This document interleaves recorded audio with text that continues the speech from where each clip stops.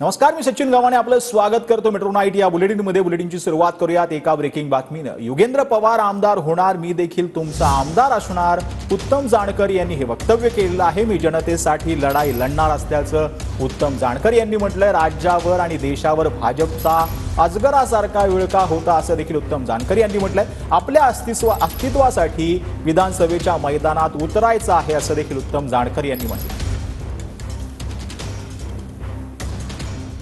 आपल्याला यापुढे सुद्धा लढावं लागणार आहे आणि म्हणून मी या ठिकाणी भाषणासाठी सुद्धा का आलोय। मी शेजारच्याच तालुक्यामध्ये जसे योगेंद्र दादा आमदार होणार आहे तसा मी सुद्धा पलीकडे तुमचा आमदार असणार आहे।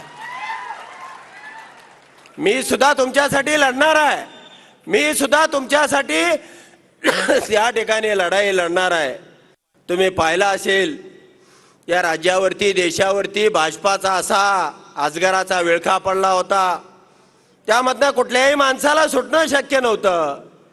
एकही माणूस पवार साहेबाच्या किंवा विरोधकाच्या बाजूला थांबायला तयार नव्हता आणि अशाही परिस्थितीमध्ये मी सुद्धा धाडसानं विमानातनं उडी टाकून आलेला गडी आहे